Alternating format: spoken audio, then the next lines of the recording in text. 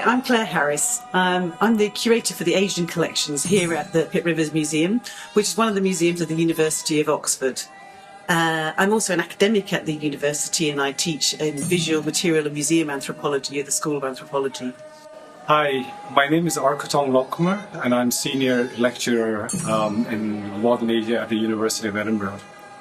I'm here at the Pitt Rivers Museum to launch my project, which has been funded by the Arts and Humanities Research Council, and it's a 4-year project called Decolonizing the Museum, the Guiding New Collection.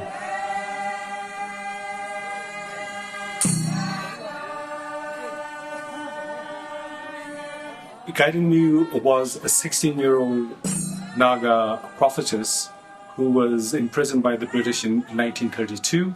And when she was caught and imprisoned, they confiscated all of her material kind of objects in her possession, including her clothes and everything. And part of the project is to try and kind of examine the collection and think about digitally repatriating them to the communities in India.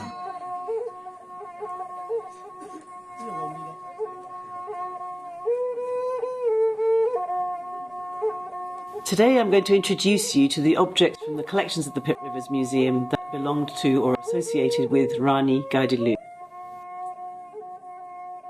They arrived in the museum in the 1930s and some more in the 1950s and have not been on display since then, but carefully stored in the museum's stores. We're looking at these objects today in the research area of the museum, which is an area where researchers from all over the world come to look at material from the museum's collections. We're starting with a set of objects associated with Gaidilu that were collected by James P. Mills, the Deputy Commissioner for the Naga Hills District in the 1930s. This dark blue woman's body cloth is made from 2 panels of woven indigo-dyed cotton with thin orange warp stripes. It has 2 fringes of faded red-dyed goat hair tassels, bound with yellow orchid stem. Lines of red and white cross-stitch and stars have been embroidered at both ends of the cloth. This cloth belonged to Gaidilu and was collected by J.P. Mills at Camburon Village in February 1932. This white and red cloth is usually worn around the waist by young women. The fabric is made of 2 panels of woven white cotton with a red band along each edge. At either end, a complex pattern in red and black has been worked in, and an elaborate fringe of tasseled yellow orchid stem and coloured braids has been attached at the top and the bottom. We're now going to look at some textiles that had been used to dress 2 clay figures representing a god and a goddess that were displayed in the Jandanang temple at Camburon.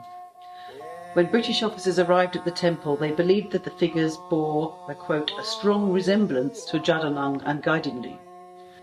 They destroyed the figures, but the fabrics that had been dressed in were collected by J.C. Higgins, a member of the Kachar Road Column, along with J.P. Mills, in February and March 1931. So here you can see 3 of the textiles associated with the female figure, the goddess figure at the Jandanang temple. First is a white cotton machine-printed fabric with floral patterns in a black dye along the border and at either end. The cloth has been stamped by the maker. This was the shoulder cloth used to dress the clay figure of the goddess at the temple at Jandanang in Camburon Village. Then we're going to look at a narrow cloth of white woven cotton with ends ornamented with a pattern in red and black wools and yellow cotton, and a fringe of tasselled yellow orchid stem and red twisted cotton. This was the waistcloth used to dress the clay figure of the goddess at the temple at Jandanang in Camburon Village. Final thing we're looking at in this group is a lower body cloth made of 6 narrow panels of woven cotton stitched together. The centre consists of broad black and narrower white stripes, the sides of brick red and white stripes. Both sides and both ends are ornamented with small patterns in red and black wools and yellow cotton. This was the lower body cloth used to dress the figure of a goddess in the temple of Jadanong in Kambiron village. These are some of Gaidalu's body ornaments. First, we're looking at a pair of brass ornaments in a spiral shape with enlarged conical ends, decorated with dotted scroll patterns. These two ornaments may have been made in Manipur. They belonged to Gaidalu. They were acquired by Sir Charles Pawsey, who was a colonial officer in Kohima in the 1930s and 1940s, but we do not know how he got them. This is a wooden stick with the upper section of a monkey skull attached to it, said to have been used as protection against enemies and evil spirits.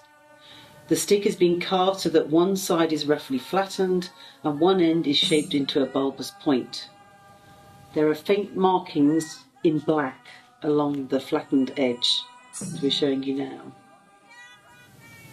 The monkey skull has been tied to the middle of the stick with plant fibre, to which a small piece of ginger is also attached. Objects of this sort are usually placed outside a village on a spirit fence. According to J.P. Mills, however, this object was fixed over Gaidalu's bed in her hiding place outside the village of Hungram. Mills reported that he found it a few minutes after she'd escaped on the 17th of March 1932. We're looking at 3 pieces of wood in the form of small war clubs, said to be used to take omens. This is a set that would have been hung together with an egg placed underneath it and used to identify an enemy in warfare. Each piece of wood has a handle shape at one end and the body is flared. There appears to be a core of another organic material that may have been inserted into each piece of wood. According to J.P. Mills, who acquired the objects, this set has been, and I quote, used by the Nagas of Hungram before they attacked a post of the 3rd Assam Rifles, end quote, in March 1932.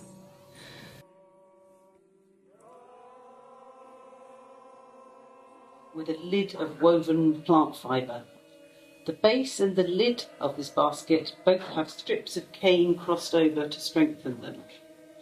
The top of the lid shows some signs of discoloration at one end, but the interior of the basket is very clean and in excellent condition. This basket contained the 12 notebooks that belonged to Gaidalu and in which she wrote her prophetic inscriptions. These 12 notebooks were found inside the rectangular basket belonging to Gaidalu. The notebooks contain writings, characters and designs said to be untranslatable. The British officer J.P. Mills said that these notebooks gave Gaidalu, I quote, literary powers and allowed her to communicate with her followers. The notebooks, the first 10 of them, are filled with all kinds of inscription in pencil and pen.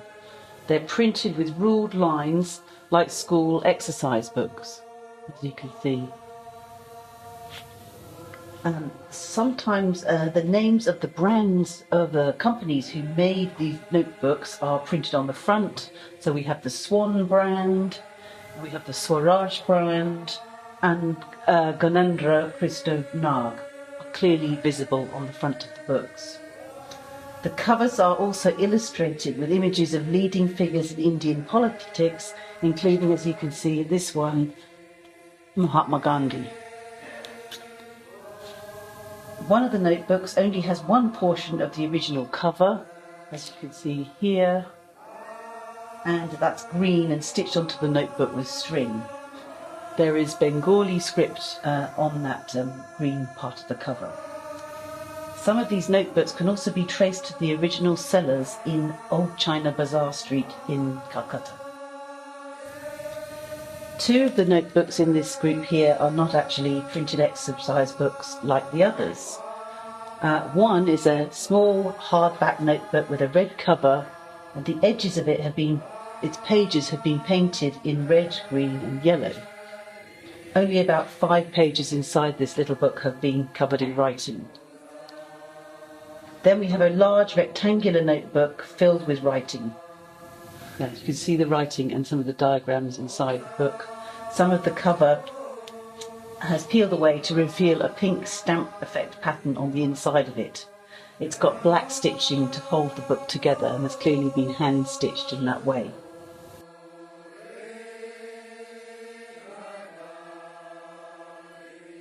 Thank you for watching. We hope this short film will be beneficial in starting your conversations, and we really welcome your responses.